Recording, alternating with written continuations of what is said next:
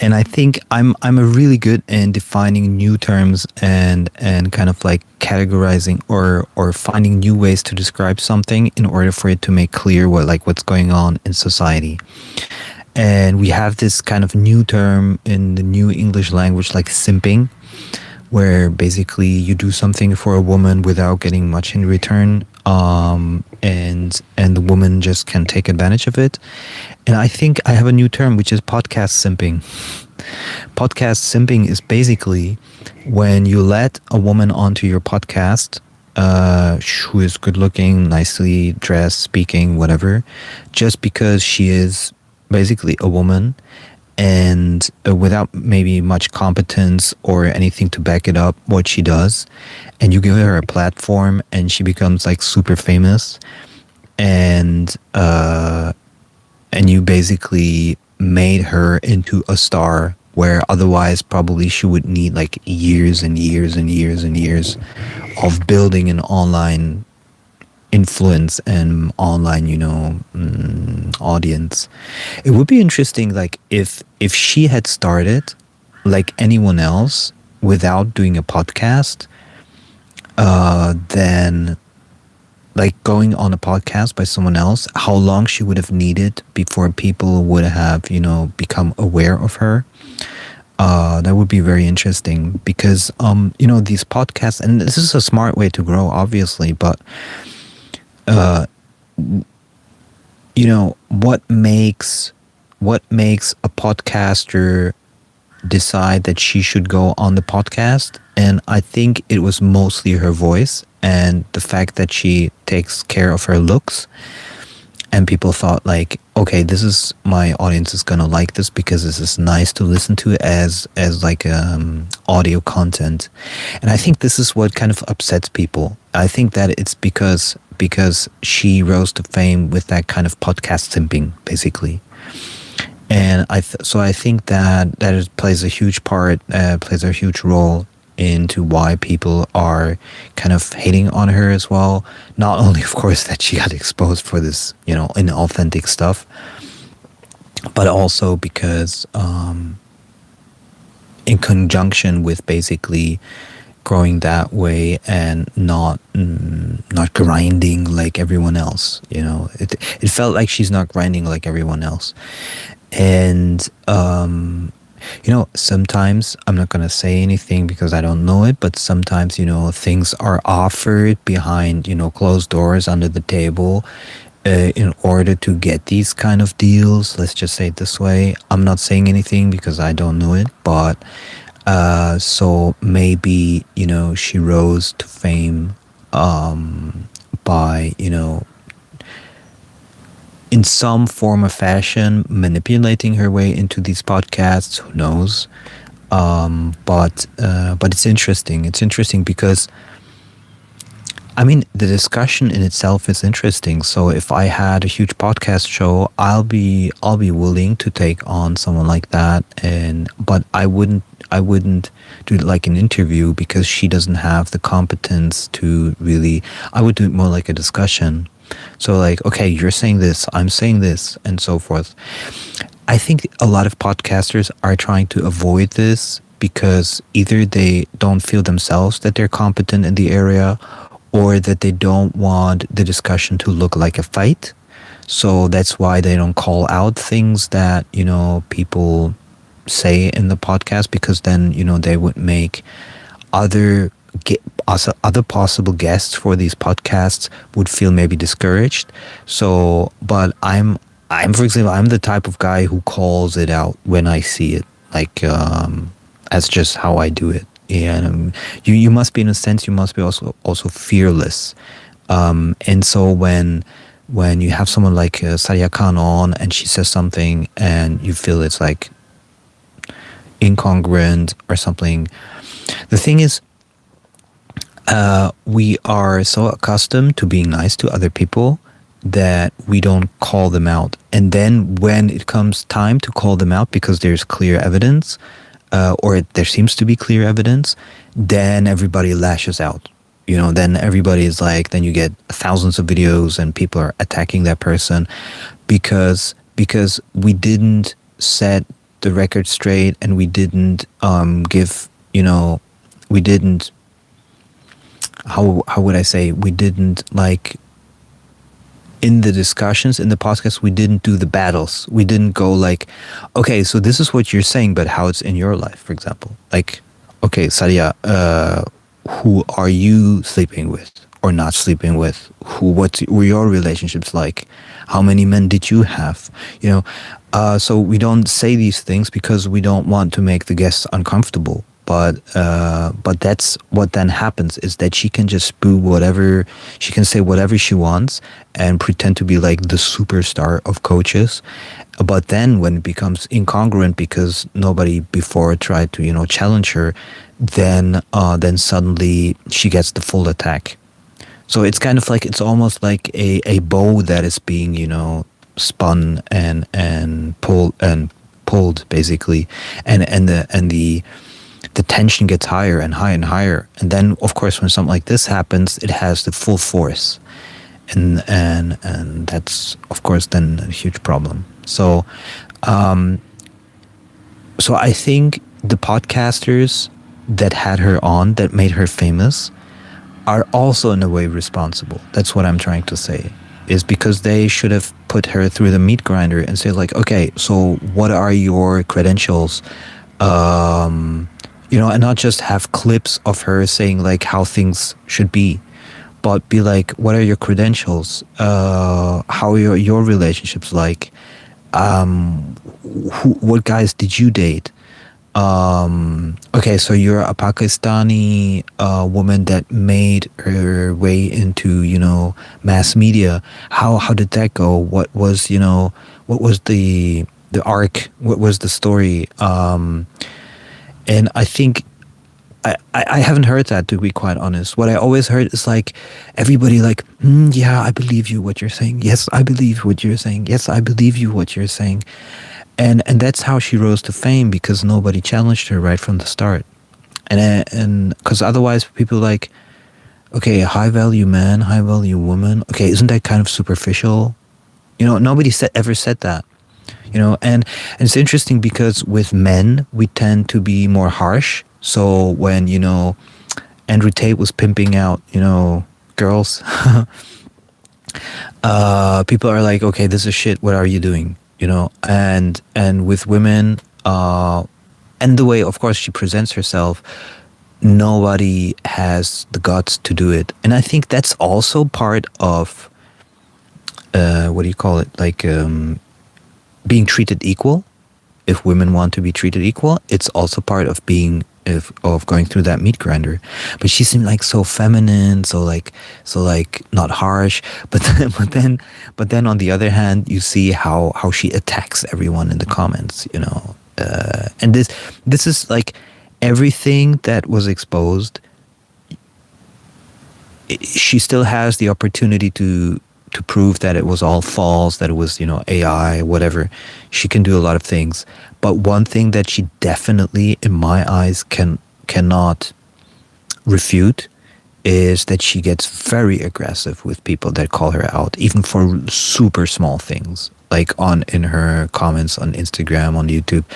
And when I saw her commenting back to me like a year ago or more, and to other people, I was like, where is this coming from? Why is she being so super aggressive? I really didn't understand that. And of course, we are all concerned about, even as healers, as energy healers, or as teachers, as coaches, as therapists, whatever, we are concerned about our own, life, and about, the things that we do, so we don't, dwell too much into like some random people on the internet. So I didn't think about it much more. I just did a short video, and I was surprised that that she apparently kept on doing it. Like, sometimes you just have a bad week, okay? You have a bad moment and you just lash out. But it seems really to be like a continuous thing to be that aggressive. And it's such an interesting thing to think about, how you can maneuver. And I'm actually to be quite honest, I'm actually observing this also in terms of learning how to navigate this. Because if you have like shit storms or reaction videos like that, it's very interesting to think about, if I were in a similar situation, how would I react? How would I deal with this? And it's like a psychological, social dynamic thing, which for me is also super interesting. Like if you and it's a different world. It's not like 30 years ago where you go on an interview on television and then you go home and you sell a couple million books and that's it. And sometimes you read something in the newspaper about what you're doing. And if no journalist was interested in what you were doing apart from giving a review on your book, then you would not know what's going on basically much, unless someone recognizes you on the street. But this whole internet phenomenon thing with Barbra Streisand effects, with shitstorms, with reaction videos, it's a totally different beast. And it's interesting to see how people, and we're just people. Like she's a person, you are a person, we are humans, and we all make mistakes. We all have, there's so many people with mental issues that they're even undiagnosed or not on meds or whatever. So, there's so much. There's so many bipolar people also. There's schizophrenics out there. There's everything. And we shouldn't be judging them too much, but it's interesting to see how you yourself, would react given a situation like this. And in my opinion, she's doing it completely wrong the way she's doing it now. And she's probably not getting good advice or no advice at all, or she's maybe just baffled how much it's blowing up.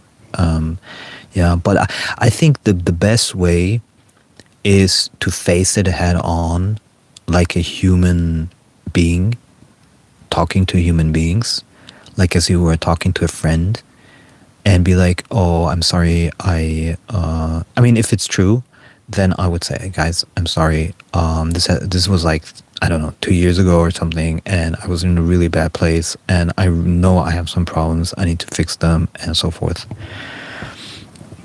That will be the correct way to do this. And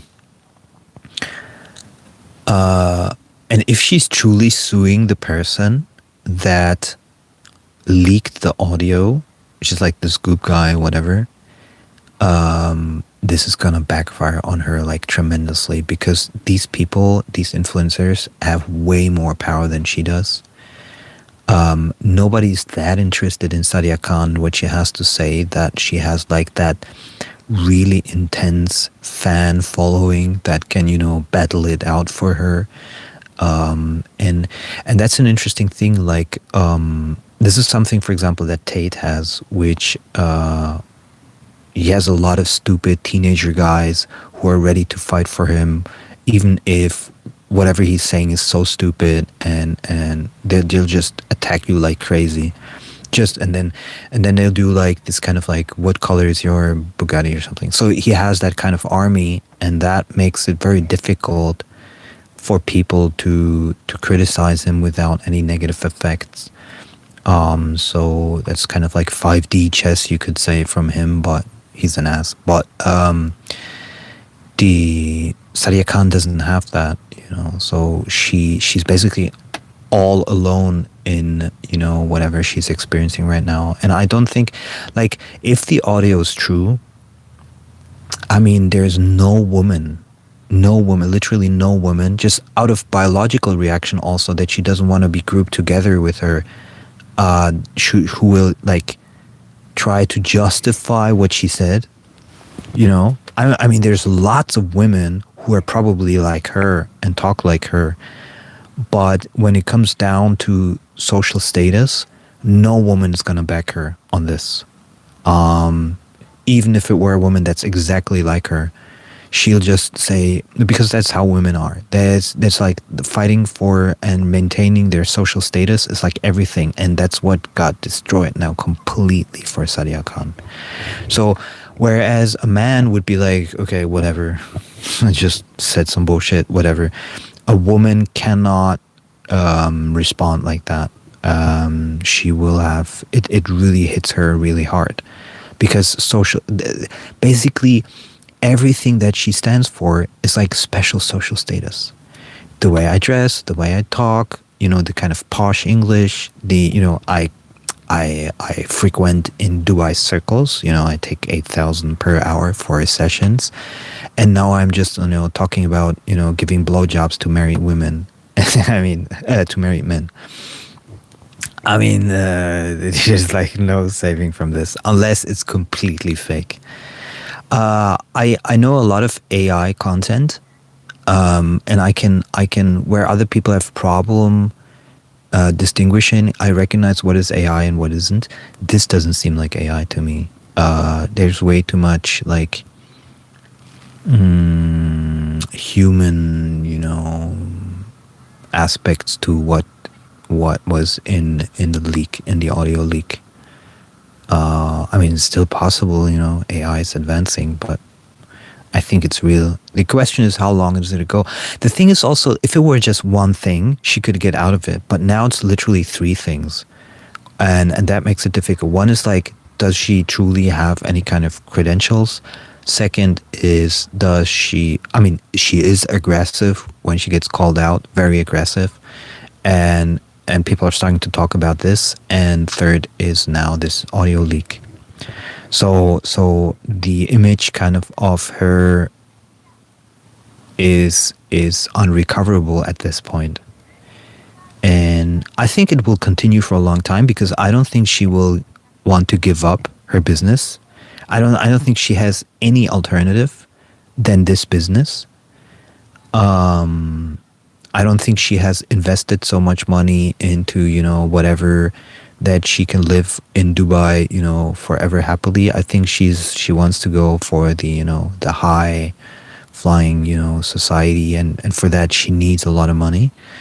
And I think she thought she's on the way to this kind of like high society thing where she will be invited to all the parties.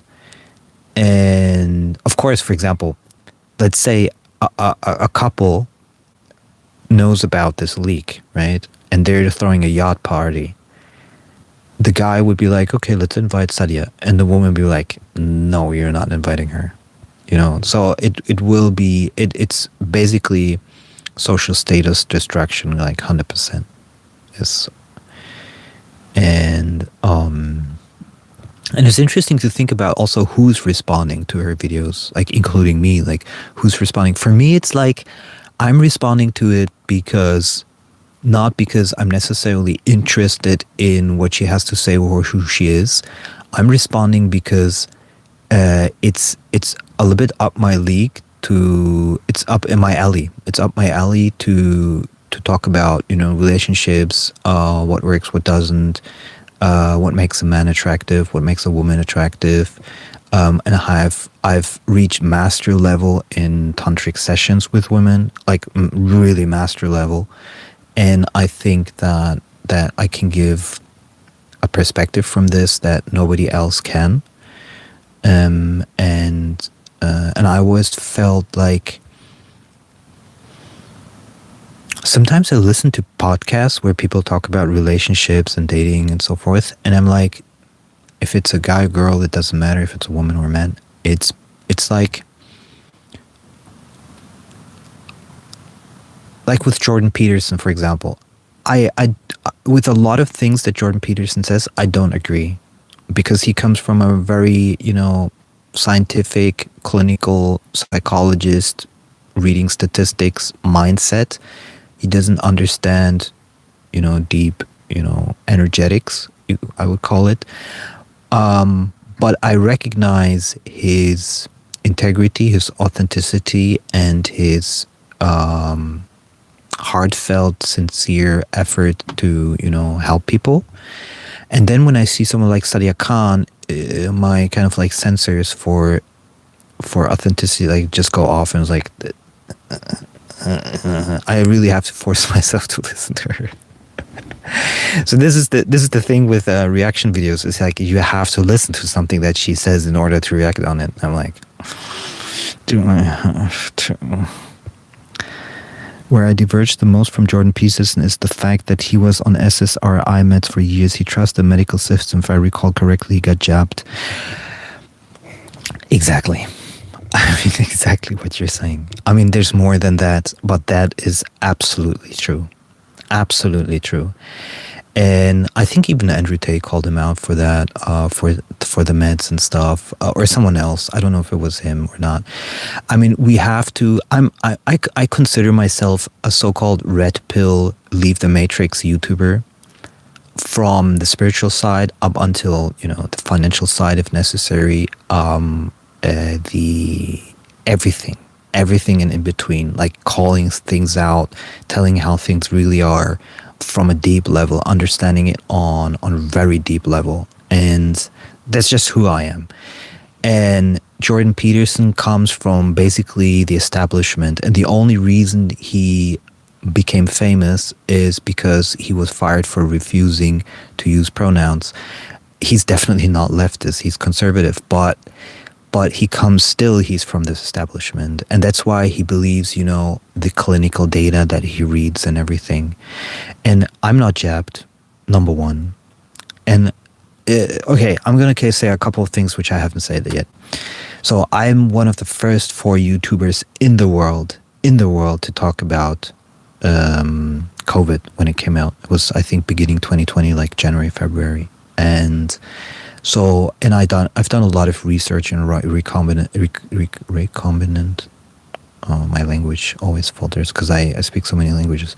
Recombinant coronavirus, and in many languages I was the first one. So in 4 languages I was actually the first one to talk about it. In English I was the 4th or 5th. And I quickly realized 2 things. One is, do not take the mRNA. And I know a lot about this. I don't talk about it because I don't want to get whacked like McAfee or some of these dudes, or the doctor from China. So I didn't talk about this. I know things which I never talk about, because to understand COVID, you have to understand that it goes back many years. Research on recombinant coronavirus and it's connected with HIV research, but I'm not going to go into it.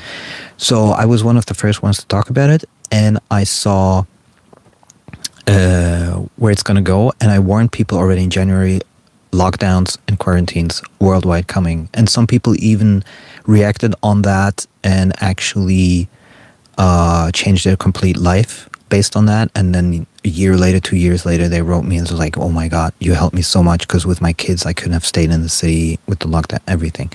So anyway, so we know for a fact that we cannot trust the science establishment in a lot of ways, okay? Especially WHO and all of these things. So basically, Jordan Peterson comes from the same area, okay? And with that, I completely agree with you. And I shouldn't say more because I want to keep YouTubing. I don't think Jordan Peterson is some malicious actor pretend applauding something. He means that he says, but he's a Canadian scientist from an older generation that mainly trusts the system. Absolutely. Like any 60-year-old would do, who mostly watch television and learn everything from television or from the science community. Absolutely. And I mean, if he probably spends most of his time on PubMed or reading, publications that posted something in PubMed. So, and we know that all of these things can be skewed and manipulated depending on who sponsors it and so forth. So you need to know a lot of these things. And there's truth and falsehood in all of these things. And, if, for example, we don't want to get too big into it, but let's say, for example, if a woman shows a lot of skin and it correlates with high estrogen in her blood, yeah, of course, okay, these things, and you don't need statistics necessarily to understand these things. So there's a lot of whether in medicine or social, observation, there's a lot of truth to these statistics, but it's not everything. If you experienced what I experienced in these Tantra sessions that I did, and you understand that it cannot be proven scientifically as of now, but these things are real, like real, you understand that you have to broaden your mind, and you have to see that there's much more things to just what, science says or someone superficially says about relationships. And medicine, definitely medicine. I mean, I come from a yogic background, understanding, energy flow within the body. And, when it seems strange when you listen to people like about cancer or something, and they try to, scientifically explain where cancer comes from, how it, develops and stuff like that. And nobody looks at the emotional aspects. Because from my parents that have a certain age, their friends, when they died, I have like 2 or 3 of my parents' friends that died that I knew, that I met. And I wasn't a healer at that point yet. But looking back at it, I know exactly now why they got sick. It was all emotional. It was all emotional. I give you one example. I mean, we're drifting a little bit away, but I'm going to come back. One of my parents' friends, he was in a relationship where she was obviously not in love with him anymore, and he was not in love with her, but they lived together. It was kind of like, I think they call it like Italian marriage, where you like live side by side, but you're not really together. And I think she already must have had someone else, or he must have felt something, that something is off and so forth. And he used to go and play guitar and drink and in like pubs and stuff. And he started to develop a huge I don't know what the disease was called, but it was systemic, definitely. And he got a really big neck and throat, like it became really huge, and then he died. And it was so clear that because he stayed in the relationship and he wasn't able to communicate his emotions and release that energy from the throat chakra, that basically it led ultimately to his death. And I think more and more people are realizing that there's a strong spiritual, emotional, psychoenergetic component to the diseases, but it's like really trickle down. And I see this with everyone who gets who dies early, and so many illnesses are psychosomatic. People during COVID lockdowns in 2020 had this disease from a lifetime of pent-up trauma that had to come out when you aren't at work, out with friends and confined. Perfect, Javier.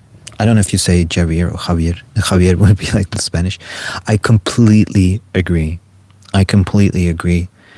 And even the root chakra fear of fearing to die because your lung fills with water. I mean, come on, that's intense. I mean, even I was like, I don't want to get this, whatever it is, if it's real, I don't want to get this. But I knew I knew that I'm not gonna instrumentalize or let anyone instrumentalize my fear in order to pump something into my body, which I knew was a lie in a way. So, for example, the most obvious lie was when they said, in 2 weeks the mRNA is out of your body, and then they were like, well, we found it 2 or 3 months after, also in the hígado, in the liver. But we stopped testing because it would take too long and take too much money or something. I don't know. So yeah. So I think this, we can put this under one umbrella, even with Sadia Khan, Jordan Peterson, COVID, whatever. It's all kind of connected in a way, and I'll tell you how. We are sick of being lied to. People are sick of being lied to. And I always call it the age, and this fits me perfectly in terms of my astrological profile and soul plan. We're in the age of uncovering deception, and it's ramping up. It's not yet in full force, because otherwise we would have had the Epstein files and all of that stuff. But it's ramping up. And at some point, there won't be any way to hide stuff anymore. And I think Sadia Khan is just one example of how, these things eventually surface.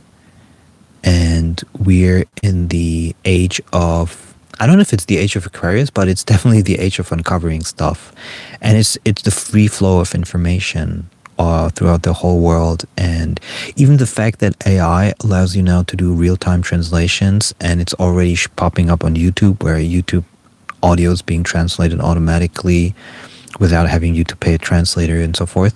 That shows that we're in the information flow age, and that is the core kind of zeitgeist, the core like mega trend that we're spiritually and philosophically living through. It's really the free flow of information and the inability to hide information that some people want to keep hidden.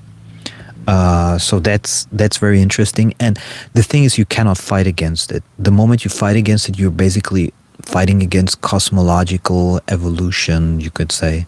So you must be super aware when maneuvering through these things.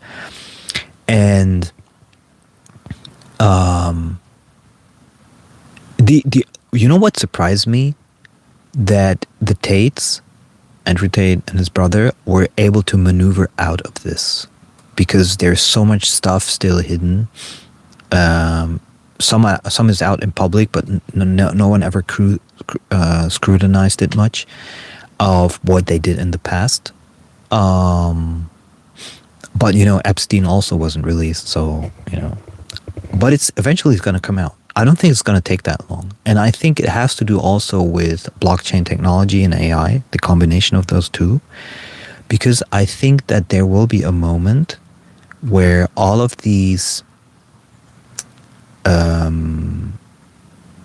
attempts for censorship will backfire and won't work anymore. And it's interesting also that because Elon Musk bought X and Trump won the presidency, there was a huge movement, a backlash, which then ended up with Mark Zuckerberg, where he was like, we're going to allow much more content than we used to under Biden and so forth. And I think that that's also a consequence of us moving into a free flow information society, and that these, on a spiritual level, these things like Elon Musk buying X, Trump winning the presidency, pushed it even more into that direction. And it's really like the tipping point of a completely information free flowing society. And it's interesting, it would be really interesting to know who's behind, trying to put a lid on it and trying to block this kind of evolution. If it's BlackRock or Rothschilds, who knows? But it's definitely like a fight between two forces. That's kind of obvious. And Sadia Khan, I mean, she has nothing to do with this kind of like high elite kind of thing.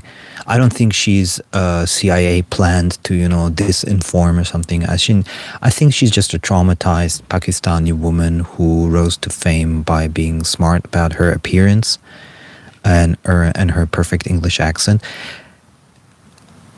She must have been born in England or raised there, because otherwise, how can you be so perfect? That's what I don't understand.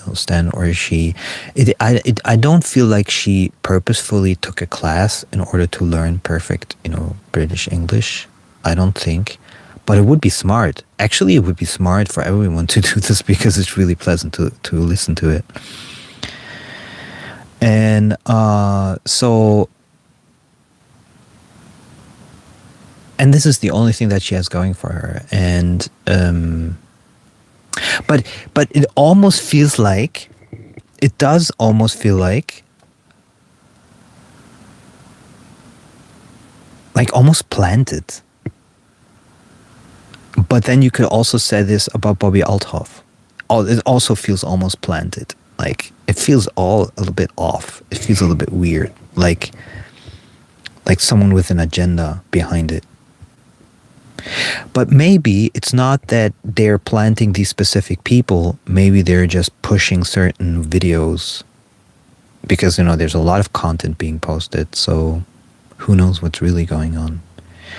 But I think I've been thinking about this yesterday because I saw the Bobby Althoff thing with Drake. I mean, I skip these things because I'm way too intelligent, to listen to the details of what they're saying. I mean, but I skipped through it, and I thought about how it all comes together with Sadia Khan and everything that's going on right now, and I noticed something interesting. I think there was a moment, and even celebrities from Hollywood started to use this, is that there was a moment where it was clear that the old way of distributing information and marketing and PR was done. It's finished. And if you look at the ratings of late night shows and so forth, they're all falling. Advertising is falling. Less and less people really watching television. Income from these television networks is falling, and it may be just 5 to 10 years out, and they will all close. And the interesting thing about this is, I think there came a moment where they realized we're moving especially these PR agencies for celebrities, we're moving this online. And so they started to plan. I saw this also with Ryan Gosling, not Ryan Gosling, the other guy. He looks very similar. Who has that? Yeah, one of these two. I think it was Ryan Gosling. They started to do kind of like this videos where they filmed them on the street, as if they were like a fan of them, and then posting it online, like, hey, Ryan, blah, blah. And he would be super nice and say something, and that would go viral. And I noticed that it was planted. It wasn't, coincidence. It was like by the PR agencies. And they started to do, all of them, they started to do this at the same time. And that what made me suspicious about it. Like, all of them started to do this at the same time. And I think one of the first ones who really saw this and used this was Dwayne Johnson. And then Disney and all of these started to promote more and more online. And I think something interesting is happening, and that includes Sadia Khan, and it includes Bobby Althoff and with Drake and all of this stuff.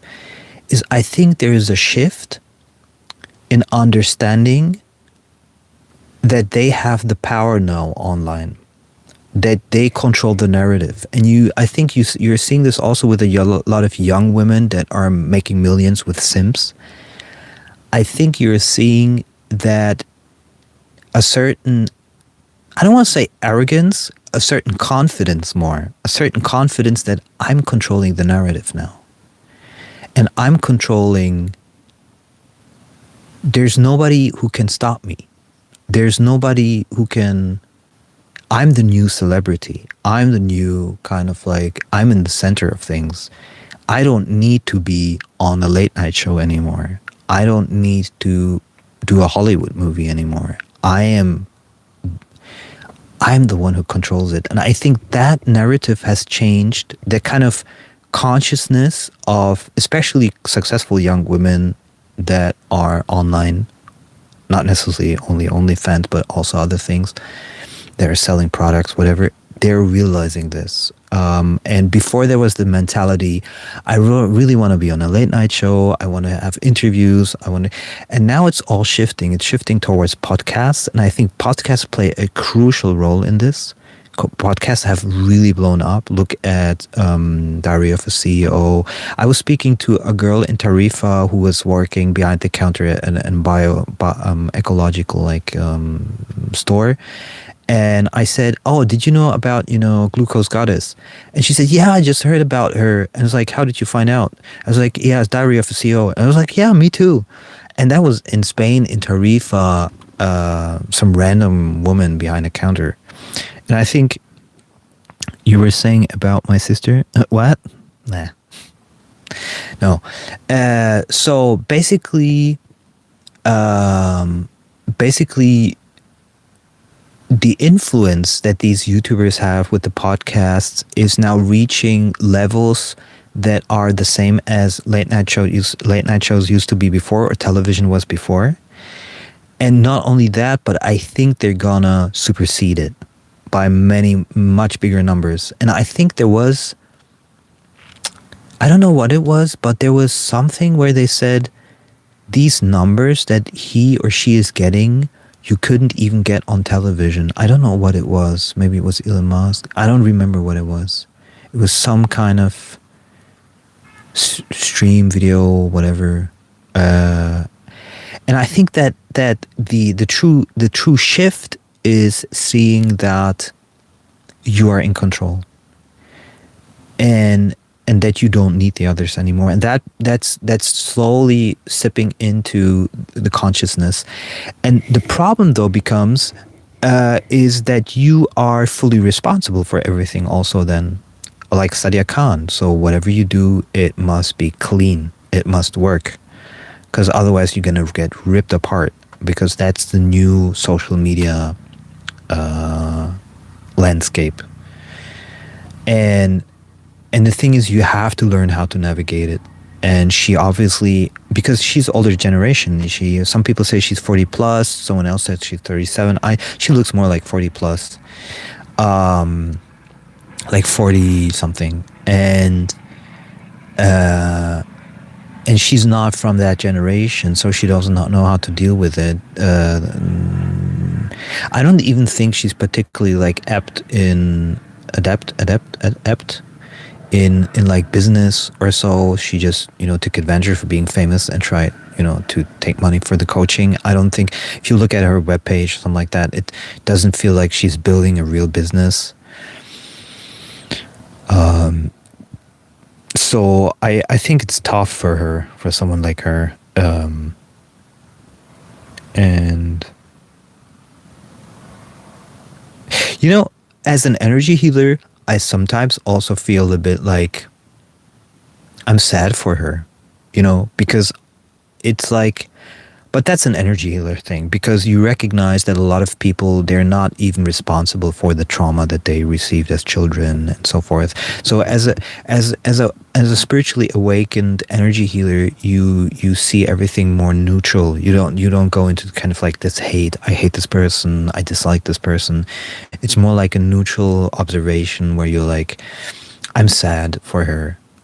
Because obviously there was something that went wrong in her childhood, and now she lashes out on everyone else, and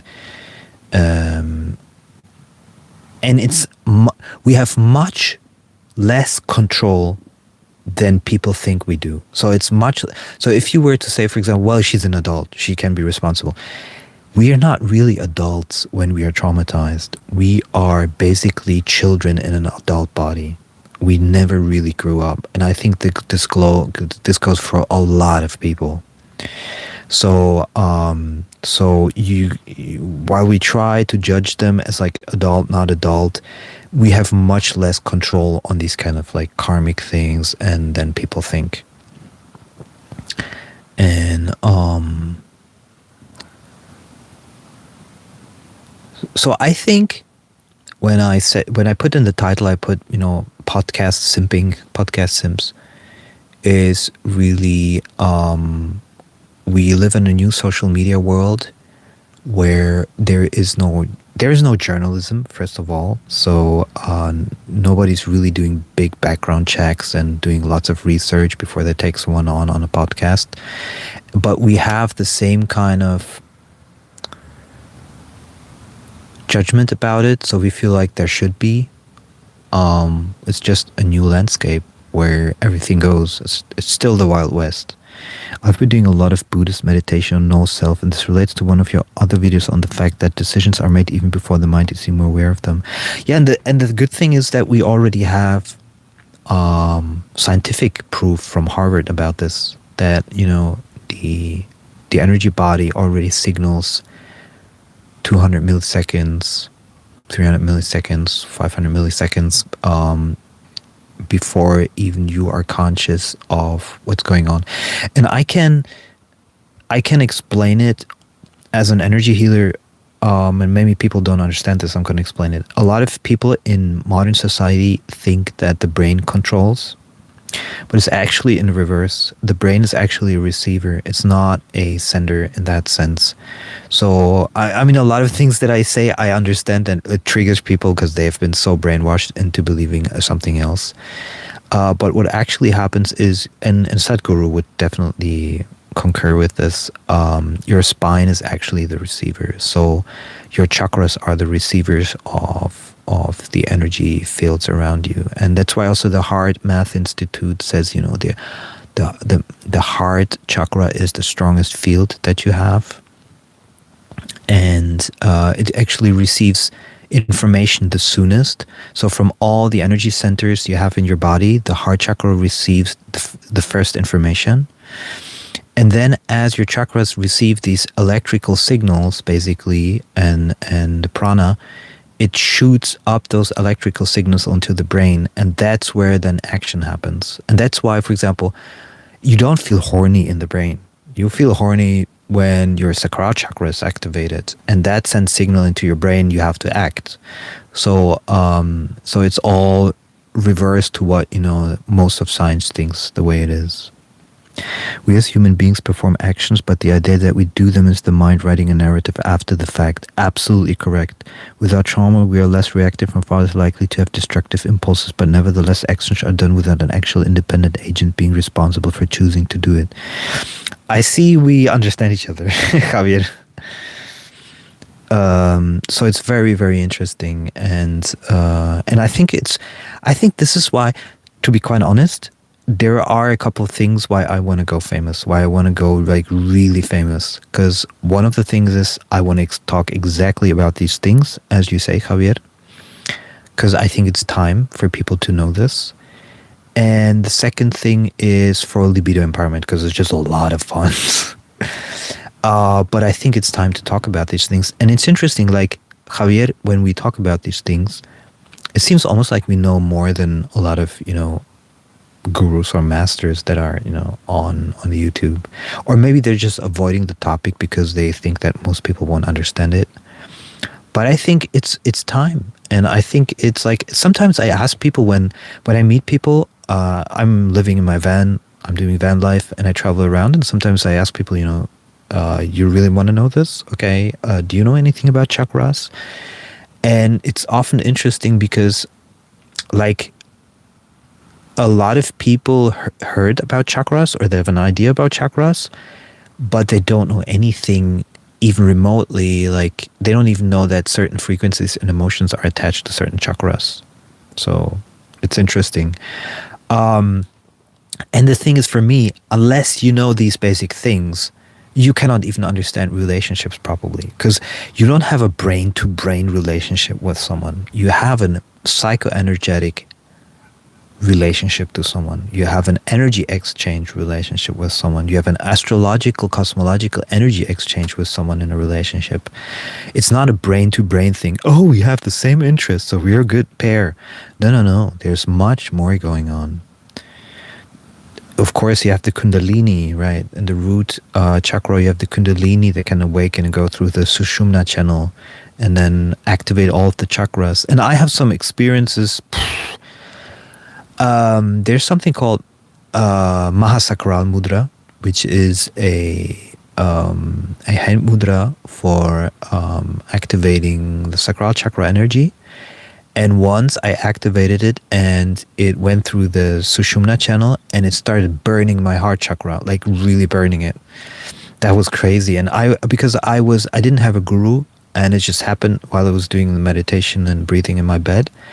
I was like, I think I'm gonna burn from the inside, so I stopped doing it. But nowadays, that was before spiritual awakening, I think. But now I'm not afraid anymore, so I would have gone all the way. But that was intense. And the Mahasakral Mudra, which is basically two mudras in one, did like 10 breaths for each one and kept on doing that in a loop. Breathing the energy up. That caused it. I was like, okay. Once it's activated, you will feel you're living in a universal soul, physical understand of whole surrounding. Yeah, I don't think I've ever had like a complete Kundalini awakening, but I had a spiritual awakening with Mooji. And that to me is a little bit two different things. But I did fell once completely into samadhi, which was for the person that was apparently experiencing it, or the the mind was observing it. It was a strange thing. You definitely have a fresh, unique perspective that distinguishes you from other spiritual YouTubers. Possibly you will go viral, but it might be from a vid that vibes with the masses and wrong crowd.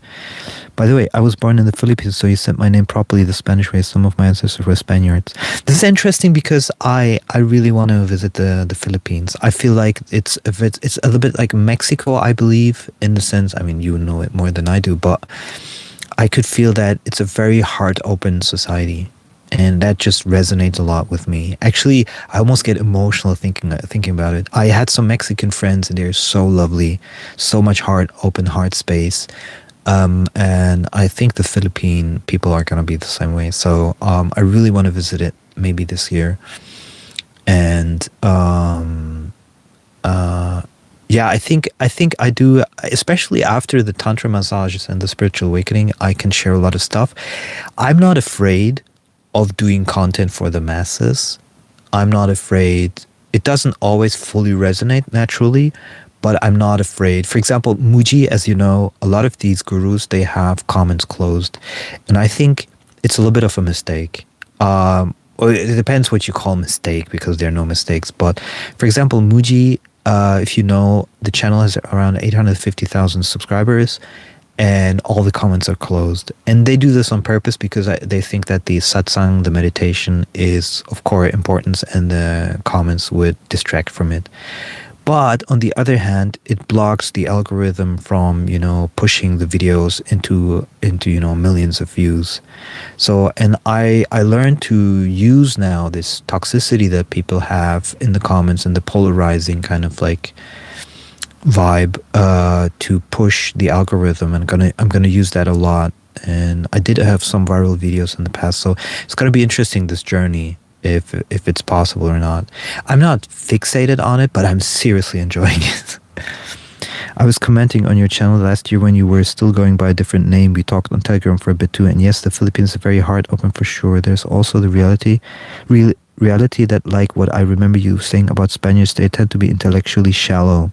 Yeah, the Spaniards, definitely. I mean, I'm in Spain right now, in Asturias, and I learned after spiritual awakening. I studied here 20 years ago, and now I'm older. Did the massages. I feel people differently now than I used to, and I think my ability to read people is now off the charts, like really good. And I'm a little bit disappointed about my experience with Spain in comparison to 20 years ago. Because when you're in your mind and you're like, oh, this is exciting, I feel now it's more, I feel more detached, and I feel it doesn't vibe with me anymore. East Asians and South Indians are most friendly bunch of communities to open speak about spirituality. Yeah, that's why I've always been attracted to India, although I've never been there. But I also like, for some reason, I love. There's some Indians and Pakistanis that live in Portugal, and whenever for example, if I go, there was an Indian restaurant in a small Portuguese town, and I went there regularly, and I just feel so at home speaking to people from India. It's crazy, and I could even imagine having an Indian girlfriend. I sometimes, okay, this is not very spiritual, but sometimes I'm like, shit, why am I this old? I would love to experience so many different cultures, and women, have relationship with them, and I think I would love Indian women. I think they would understand me in terms of, like, I'm not talking about, the general woman. I'm talking about, someone who's also spiritual. I think they would understand me as for where I'm coming from. A European woman, how she's going to understand my spirituality, Most of them, they are like pseudo neo-spiritualists. I think I remember you saying that last year you had an Irish female roommate back in college or around that age. Yes, I did. I did have a roommate. I was around 20, and she was beautiful. This Irish, I remember her name. It was Maria. I'm not going to say the whole name, but I remember her full name, and typical Irish name. And she was tremendously beautiful. And a very nice person, actually. I also feel spiritually awakened simply means we understand we are in the loop of repeated souls in the same body till we follow to the right karma to achieve moksha. Yeah, I mean, I need to open the door here from the van because it's starting to get really hot today. And I'm sweating and I feel like I'm already dehydrated. So give me 1 second. Whoa, because I have a long sleeve on, but it's the sun is hitting full force like the van. 1 moment. Yeah, it's very hot today. The last days wasn't that hot. Okay. Should be enough to get a little bit fresh air in. This was so funny. I have to say this. Like, it took me 2 years. No, not 2 years. Maybe 1 year. To figure out that you have to open all the doors for fresh air to come in so your van is livable. I was living like 1 year completely in heat until I learned that you have to open all the windows. Sometimes I'm a slow learner in some things. Like a friend of mine told me always I'm an alien. Like complex things I understand perfectly and simple things I'm like... So I want to talk about this. I also feel spiritual awakening simply means we understand we are in a loop of repeated souls in the same body till we follow the right karma to achieve moksha. I understand this perfectly. I'm sometimes not sure if we are trying to believe something into existence which doesn't exist, because I always feel like we really don't know. So we take, what gurus say or sadhus or or yogis. We take that, or whatever is in scriptures. We take that word for word and we try to believe that into existence. I'm not 100% sure that it's like that. Because there's also arguments for it where it would not make sense. Like, what about, these billions and billions and billions and billions and billions squared, ants that are out there? Do they also have a soul? Is it just humans? So you can argue in any shape or form, but I do recognize patterns that apparently every human, including me, has, is that when things happen, they seem to have a certain pattern to it. And this pattern seems to be related to recognizing and coming back to your true self, like the Mooji kind of spiritual awakening. Because we don't like friction, we like comfort. And so we seek the highest comfort. And spiritual awakening is kind of a way of highest comfort. Because it allows you to detach from unnecessary identification. But then again, if you go really deep, like, it doesn't matter because you're already awakened as consciousness. There is actually no awakening in that sense. So, and everything is spiritual. I also remember you saying that even French garbage workers seem relatively intelligent and cognitively alert, but the Spaniards on average are obviously not on the same intellectual level as, for example, the French. Yes, you have a good memory. You have a good memory about, the stuff that I said. It's true. I do feel like with the French, for example, if I'm in a bookstore in Spain, okay, and I speak to a Spanish woman, it'll be like, okay, I could try to mimic it, how they talk. So like, yeah, okay, but no, it's hard to do. It's like, because I'm not Spanish, but I speak fluent Spanish, but it's like very colloquial, very simple, very like none of them have IQ or education. It really feels like that the way they talk, and it's culturally integrated into they must act like this, otherwise they're not cool. And in France, it's the opposite. It's like you start to speak to them, they're very welcoming, very eloquent, very like je ne sais quoi. They're very like intellectually curious. It definitely has a totally different vibe. Like, I would say, yeah, it's a totally different set of cultural, people. I remember a bunch of things you mentioned over 12 to 14 months ago. I think I first found you shortly before summer 2024, so I don't remember your previous channel. Unfortunately, there was a moment in time where I felt like I'm so emancipated from the matrix that I don't need YouTube anymore. And then I became an expert on understanding libido empowerment, toxic metaframing. And then I understood that actually part of my soul plan is taking information from lower realms or higher realms and transmitting them to the masses or to people who want or need to hear it. And then I realized that YouTube and being online is actually the perfect channel for this. And that's kind of bad because, I mean, it's unfortunate because I would have had already like 100,000 subscribers on some of my channels. I remember, for example, my massage videos, they had like 6 million views. My top massage video had 6 million views. And I went viral on pretty much every platform already. And sometimes my videos just got deleted for whatever reason. I did, for example, a translation of the Chinese doctor who then was murdered. And that video just got deleted, and then eventually I lost that channel also. But there's other things that, so I had on TikTok, I went viral a couple of times. That channel then got deleted by them. I went viral on Instagram, but I deleted myself on purpose because it was very kind of like, I had like 30,000 negative comments about a video that wasn't even meant negatively, but now I learned to deal with it. I really came to the point where I know I can deal with this. The question is now whether I can go viral again with some of my content.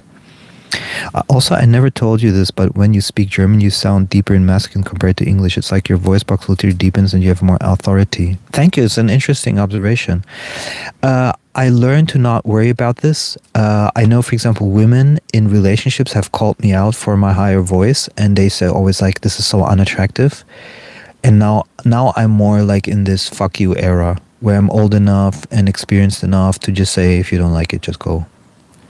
Because I'm not going to change my voice in order to fit your idea of what's attractive to you. And pretty much every girlfriend was like this with me. And I made a conscious decision. I don't accept this type of toxicity. I mean, it would be like if I were to say, let's say she says, oh, when you have this high voice, I don't find you attractive. And I will say, well, if you don't, I don't know, increase your tits, I don't find you attractive. I mean, that would be the same thing, basically. And so I don't accept that anymore. And that's part of by the way, that's a huge part of a healing process to make a conscious hardliner decision of what you accept and what you don't accept. And be okay. Not only okay, actually enjoy also being alone. Like even if this means like being 10 years single and no sex. I was 5 years single and no sex. Like seriously. I did like, in those 5 years, I did maybe 5 tantra massages with people that I met. But it wasn't like anything, you know. So I think I came to the point, and I think that's age related, but I think it's also spiritual awakening related. It's also, I wouldn't call it midlife crisis, but it's more becoming aware that time is running out, because a lot of people at my age already start to die at 50 something also. So there's not that many years left, maybe. And so you come to the realization. I think it's definitely part of some kind of midlife recognition consciousness, where people above 40, 45 years old, that are closer to 50, are getting more like a fuck you attitude. Plus, I'm financially, everything for me is absolutely fine. So I don't even need to work.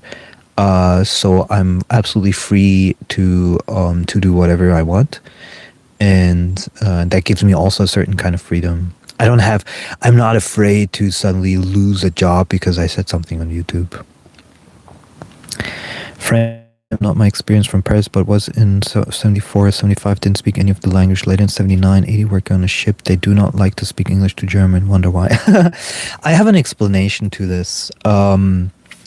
If you don't soak up the French culture, including the language, I don't think you can truly appreciate them, because you're trying to force, in a way, your culture onto theirs. But when you completely soak up theirs, you see how beautiful it is. Like, seriously, very good. I mean, they have some negative things, like they like to complain about a lot and stuff, but they have this savoir vivre. They know how to live. Look at the architecture, the houses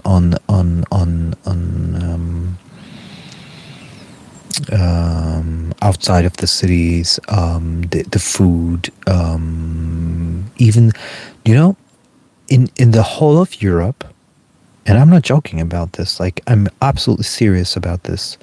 In the whole of Europe, they're the only ones who are running a functioning, well-run network of organic food shops. You don't find that anywhere else. You don't find that in Portugal. You don't find that in Spain. You have individual shops in Spain, but the French really, with Biocoop and all of this, they are really figured this out. And you get the best kind of food that you can imagine. Like, just think about, fromage brebis, chèvre, so like cheese from sheep or goat. It's the best in the world. There's no one that comes close to it. Like, it's insane how good the food is. And if you are used to it, sometimes it's hard. Like when winter comes and I go down direction, south of Spain or Portugal, I miss the French culture and food so much. It's definitely more industrialized pretty much everywhere. So you do have a feeling of not as like laid back. You feel like going to shopping with jogging pants and having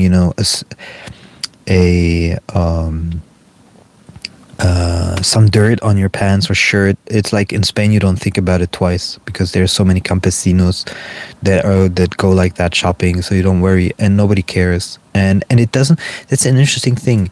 In Spain, it doesn't affect how people see you. So there might be a super fat guy, like really fat, who doesn't care about how he looks, and his whole shirt has stains on it and oil stains and I don't know what, and they will be super nice to him. And in France, it's a little bit more like, you should dress a little bit better, and it's a huge faux pas to be fat in France. That's why the women are so thin and sometimes way too much. The damn wars, yeah, that was why I was there in the first place. I'm Danish. Well, the Danish are very, very, very, very different to the French, and the Danish are much closer to the Germans in terms of like how they are in comparison to France, or especially to Spain, Italian, or Portuguese. The food was good. I guess we're quite close to the same level of organic food, etc.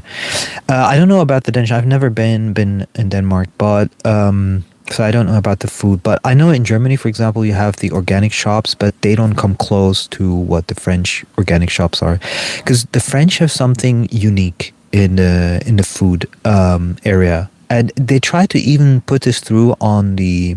Okay, there is a law that says that I'm trying to remember, because I read it like 1 or 2 years ago, so it's a while ago. But they try to force, like, for supermarkets to, on the EU level, they're pushing supermarkets to be able to they're pushing supermarkets to carry products from all of EU, whereas the French try to push laws which push regional products, and the EU is always blocking it. So the EU is actually really bad for the French nourriture, for the French like food market. Okay, and I think there's a law which says like 30% of the food or they at least try to put it through like where 30% of the food must be regional or something like that. Don't remember exactly the name. Or was it more like, the French have something very interesting. I think that was another law. It's like they have to give food to these kind of like shelters, these like organizations that give it to, homeless and stuff. That's a law for supermarkets. I think it's one of the few countries in the world that actually has it as a law. And France is also super expensive with the food, but especially if you buy organic. But by the way, France has certain things which you don't find anywhere else. Like, for example, you find in an organic shop in France, you find 100% chocolate, no sugar, but it has like dates in it and pumpkin seeds, and it's so good. It's so good. You cannot buy it anywhere else but in France. That Starma owes me money. What are you talking about? So we went off in a lot of tangents, but I like talking about this because I'm a huge, like, my passion for these different cultures, understanding them is definitely there as well. And so never go to France not knowing French. You want to have the same experience. And when I speak to women, for example, in France, and they understand I'm a foreigner and I have a good understanding of French, they completely like open up. It's like almost like you're giving them a compliment, like you look good or something. It would be the same thing. It's like really they're like, wow. And they appreciate intellectual discourse, and they appreciate intellectual like effort. In Spain is like you're putting like honey on the donkey's mouth, or how do you say? We go a lot for Deutschland. There's price here, half hours. Okay, yeah.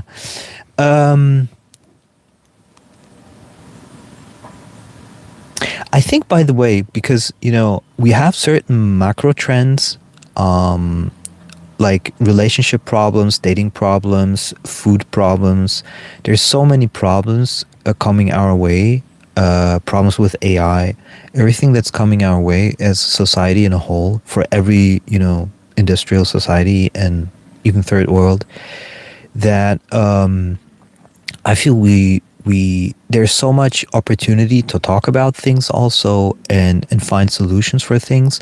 And that's where people like Sadia Khan or something, that's why they rise to fame, because there's such a vacuum.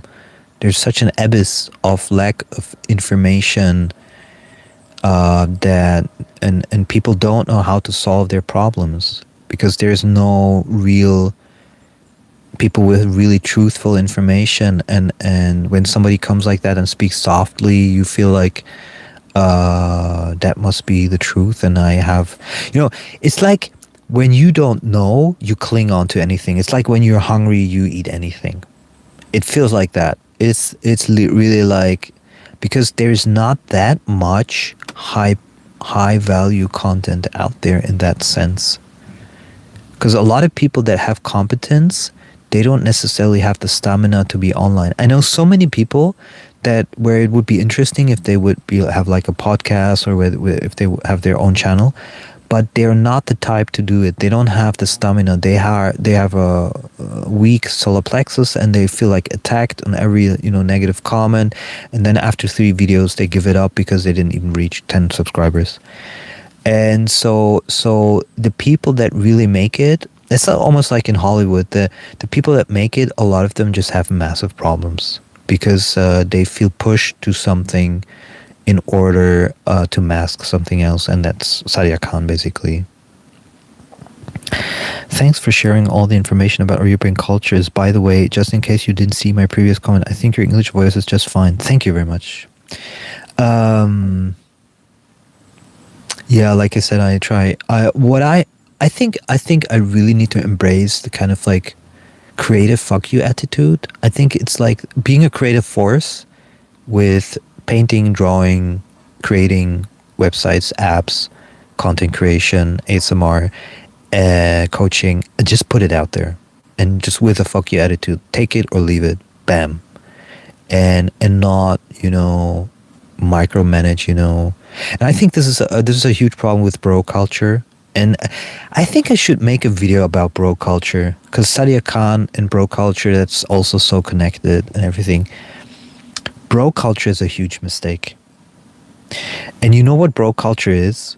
I mean, Tate is the epitome of bro culture, basically. Bro culture is a symptom of men who don't want to confess that women have changed.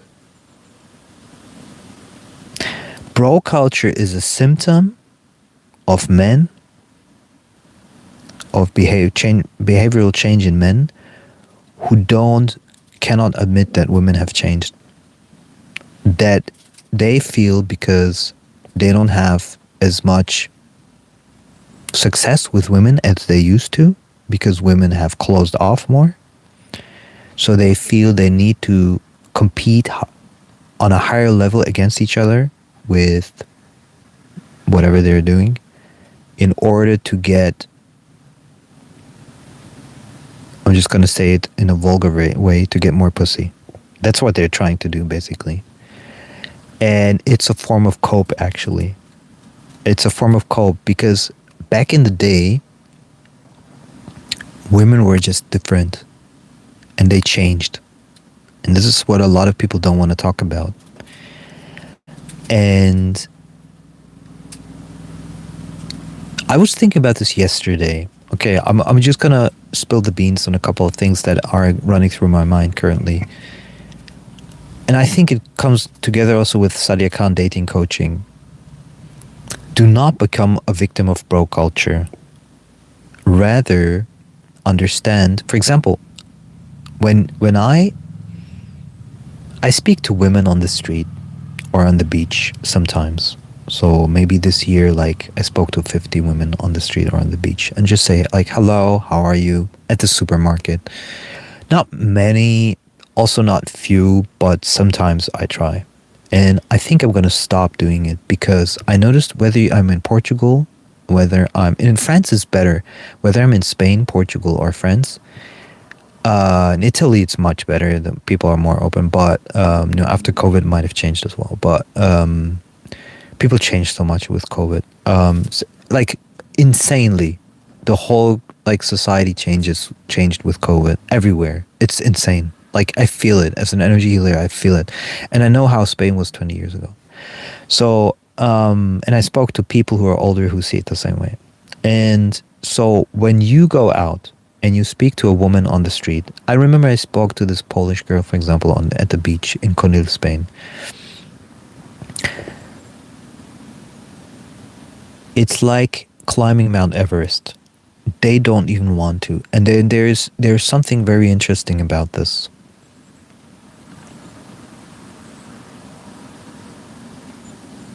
Not only don't they want to really spend time with you, maybe just for being emotional, you being the emotional tampon or whatever. It's more, or like a fake friend, but it's more like, I say women are attracted to two types of men. One is the good-looking one. Let's just make it very simple, good-looking. I'm not going to go into details. Just a good-looking one, okay? Has some aspects to it, but it's just a good-looking one. Or the one who has this high-flying success trajectory and he feels on top of the world. He's the king. Those are the two types of men in general. There's always exception to the rule, but those are the ones who get the most attraction. And I feel, because women have so much opportunity nowadays, that in DMs and Tinder and whatnot, Bumble and Humble, Bingle, Bingle's a good name.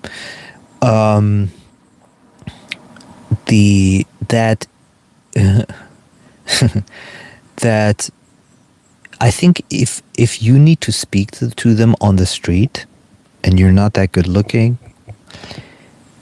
they unconsciously see you as a loser. This is a hypothesis I have currently, okay? So don't take this for like 100% granted. This is just a hypothesis that I have currently that I think makes a lot of sense if you listen to it carefully. Because if you had as much, and they projected this, the women, as much DMs and interest as these women have online, on their Facebook, whatever, then you would not have the need to go on the street and speak to women. So if you were only a little bit interesting online, then you would have enough opportunities online that you don't need offline. And this is so counterintuitive because the whole pickup community is like, oh, if you go out and just speak to women and you're yourself and you're not afraid, and you know you will have success with someone. And but I think that time is over, and I think we need to red pill and black pill this a little bit. I think the time is where you, as a man, you have to relent. It's a little bit like Jordan Peterson says, every man has to have a purpose. You have to follow your highest joy. You have to follow your soul plan. And you must have this kind of I am the king success with it. So let's just say you are a filmmaker, okay? I'm just going to pick something, or creative. If you are you have all the tools that you need nowadays. There's no excuse where you would have no tools. I'm going to go into the comments in a second. So you have all the tools that you need to be successful. There's like literally no excuse. So if you say, I'm going to paint or draw, filmmaker. So I'm going to make films, and I'm going to have an image and a marketing, integrated marketing, branding, everything that is solid, really solid on the internet. Then it's natural that from that professional positioning and success that women and people in general will want to be in touch with you. And if you're really a high-flying success case that, you know, more and more people are becoming aware of your great work, then naturally people that are on the same vibe frequency as you will be attracted to you and will seek to have contact with you and maybe meet with you. And so if that is the case, then you will have no need to go on the street and hit up on a girl, because you will have people that are creative, that like your work, contact you and be like, hey, let's meet up, whatever. And the world, especially for women, has become very small. If you're a good-looking woman, you're getting invited not only to Dubai, but to Singapore, to Mexico, to I don't know where. Your DMs are full. You're getting friend requests every day. One of my ex-girlfriends who was on Facebook, she wasn't much on Instagram. She was a little bit on Instagram, but she was on Facebook. She's a good looking, she had 50 friend requests per day on Facebook, and the only thing that people saw was her profile image. 50 friend requests per day, and she wasn't even, trying. So what I'm saying is that you have to understand the situation modern women are in. And as a man, you don't know. You just don't know unless you have a girlfriend look over her shoulder, or unless you have sisters that are good looking or that are active on social media. You don't know. You really don't know what they're going through. Okay? I'm going through in a, not like in a negative way. I'm just saying, like, you have to understand this kind of bubble that they're living in, that you're living in. And once you understand it fully, you understand also how you need to position yourself differently. So this is something that I wanted to talk about, because this bro culture, they do it differently. They're like, wear a Rolex, get a nice car, get fit, and all of these things, which are not bad in a way, but if they're like dogmatic within this bro culture thing, it becomes very superficial. It doesn't have any heart chakra with it. You just do things for the money and for the pussy, if you want to say it like that. And those men are highly toxic, most of them, from the bro culture thing.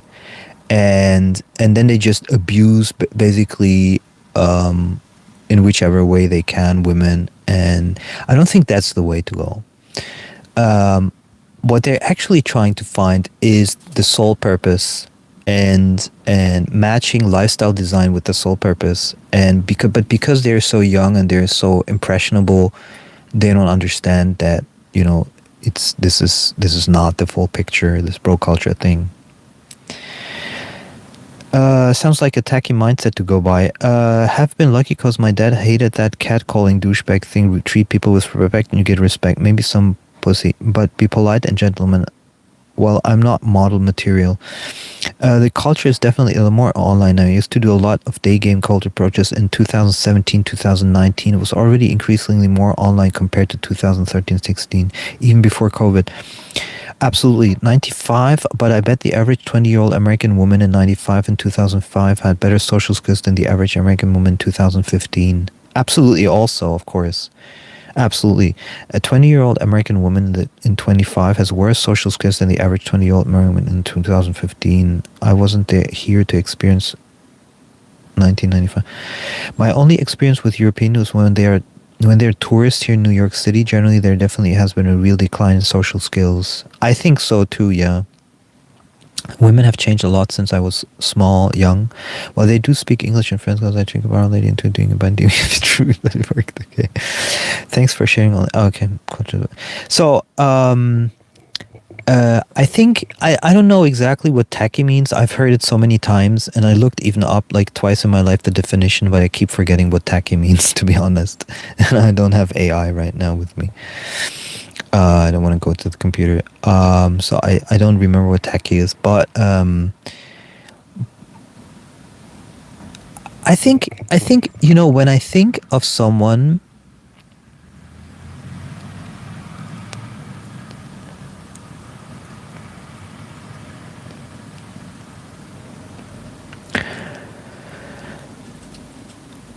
I mean, the situation is always very complex, and in general, I would say if you wanna take the simplest route for men that are single, I would always say geomaxing. That's nowadays is the simplest route, but most men can only do real geomaxing if they also have some success in their job, like freelancing, investing, whatever. Passive income streams or something like that, because otherwise, going to Asia or going to Central South America and looking there for a job is bullshit, of course. So geomaxing is basically the number one smartest decision. If you say geomaxing means basically going to the country where the culture is better fits what you're looking for. And you have to ignore all the negative things that people say about it. Well, she just wants your money. I mean, if you're stupid and you marry a girl like that and she divorces you, well, yeah, but in general, it's not that black and white. Like, everyone wants to find love all over the world. It's not everything revolves around money. I think that's why Americans have a trouble, especially American women, to understand it, because they think Americans equate everything with money, like how much money you make and so forth. The Europeans are not that much. For example, in France, it's faux pas. You're not supposed to do it. Like, show your status through the car. That's why you don't see much,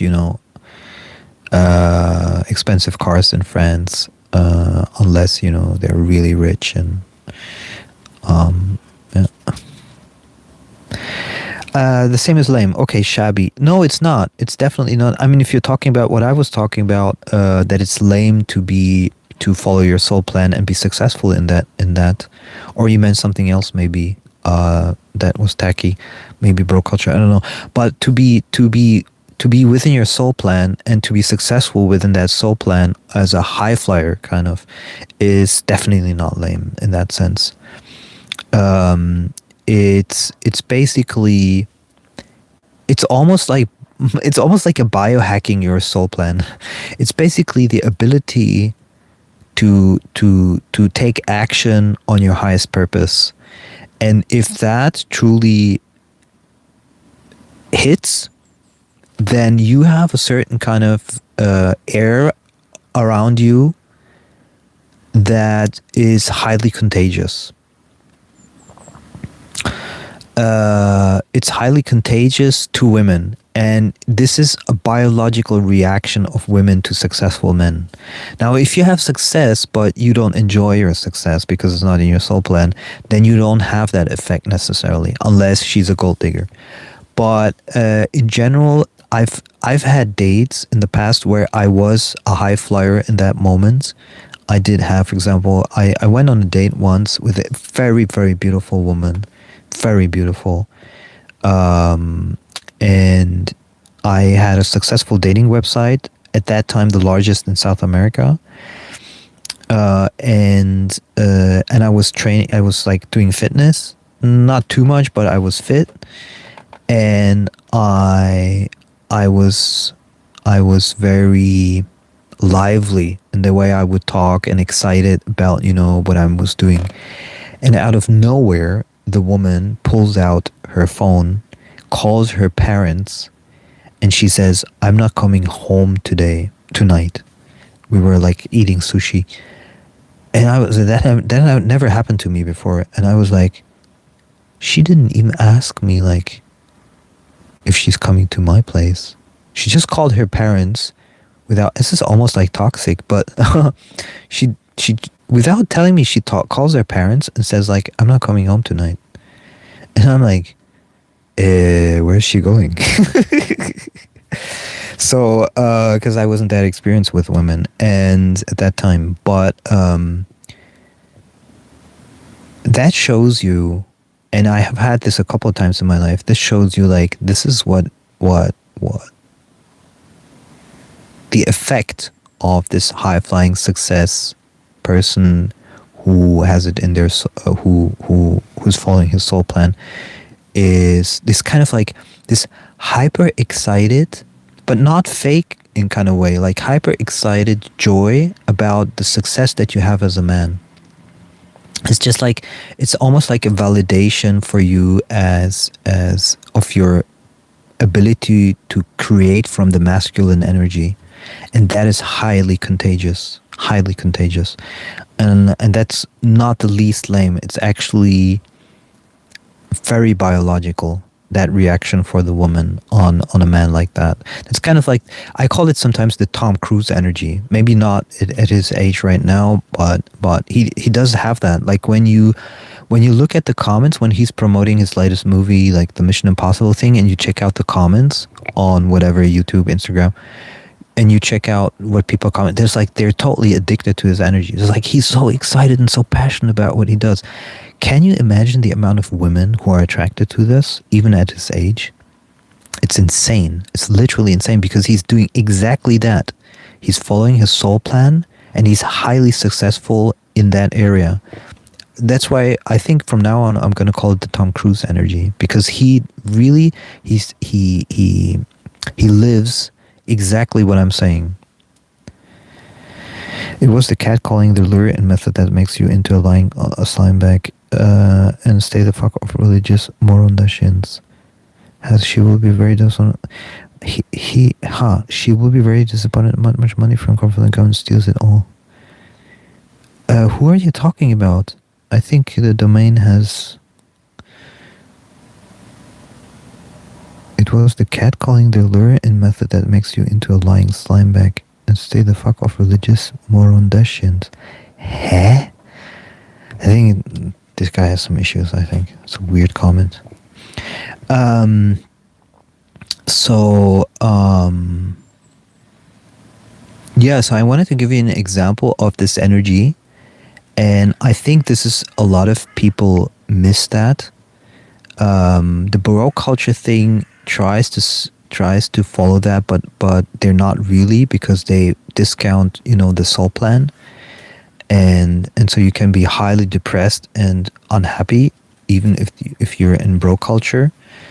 And I don't think that's what women are truly attracted to. Only a certain subset of women that you don't want to have in your life. And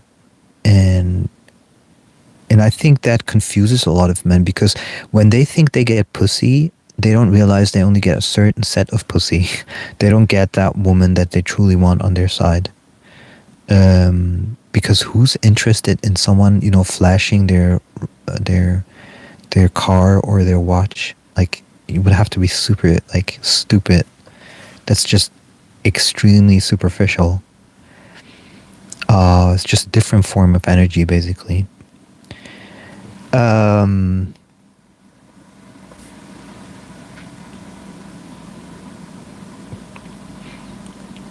And so I think we're at the time where I think it's okay and it's good to just say, I'm not going to speak to women anymore, in that sense, that the what I was talking. Okay, I think I'm just going to ignore that guy. I'm not going to ban him, because it gives me minutes, messages per minute metric, but I think I'm just going to ignore him. Because I'm a little bit emotional overreaction there.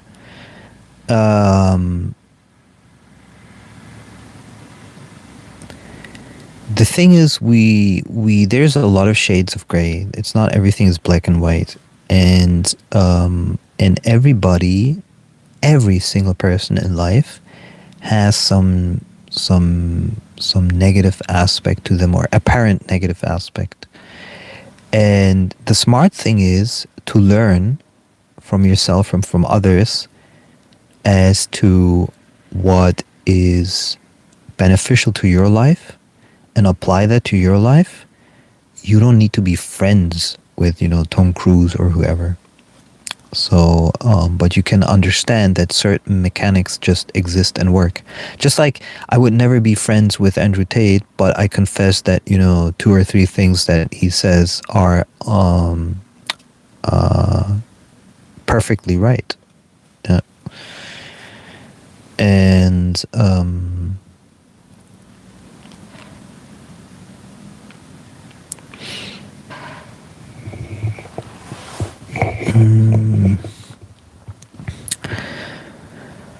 so, back to wrapping this up, I think. So I think, on one hand, we have a changed landscape in terms of social media. We have the fact that we are seeing different type of content and creators. There's an evolution. It's harder to hide information. Like, if you're really problematic, it's going to surface. You need to respond to it differently than you would 20 years ago to these kind of shitstorms and stuff like that. And I think that in terms of, like, listening to relationship coaches and dating coaches, you have to look much deeper than simple, superficial statements like high value man, low value man. You have to go much, much deeper. And to understand what really is going on in your life, in your personal life, like in terms of like the karma, the trauma, the emotions that are unresolved, and who are you attracting into your life, and so forth.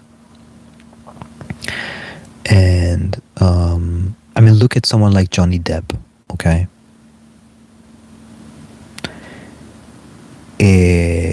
With Amber Heard, that was an absolute disaster. Both are toxic in their ways. Both are perfect, actors. And so you have all the fame, you have all the money, but you have absolute disastrous relationships. And you have to look really deep, like, where it's coming from. Why are you attracting these, people, these women? One thing that I never understood, to be quite honest, why are famous people picking other famous people? It's like a problematic person picking another problematic person. Why wouldn't and I think in that sense, Cristiano Ronaldo was very smart. He's not smart, but he was very smart to not pick a celebrity as a wife. And I think, I mean, look at, what's his name? J Lo and Ben Affleck. I mean, absolute bullshit. So I think if you are very famous, it's even better to pick someone who was like not known at all, you know. And you just have to be able to read characters very well, like to read people very well, and to recognize like what karma they have, and pick someone who's very clean in their family karma.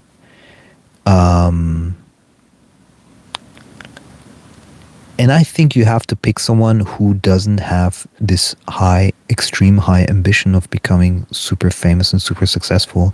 For example, I don't know how George Clooney is with his wife, with the lawyer wife from Italy, but she obviously has very high ambitions, and I'm not sure that's really necessarily good, especially if you pick a woman and you want to have kids with her. I think it's better to pick one that is really enjoying the fact that you have money and she stays at home. Could be a Latina, for example. They have that kind of cultural mentality where, or a Filipina who just stays at home and enjoys that.